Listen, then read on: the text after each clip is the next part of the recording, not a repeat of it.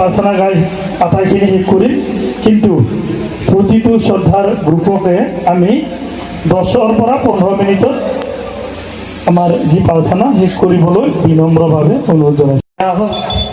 মই আগতে কৈছোঁ সময় খুব কম, কাৰ্যসূচী আমাৰ দীঘলীয়া, গতিকে যিগৰাকী মহান ব্যক্তিয়ে আমাৰ মাজৰ পৰা অকলতে এইভাৱে আঁতৰি গ'ল, সেই মহান ব্যক্তিগৰাকীক প্ৰণাম জনাইছোঁ।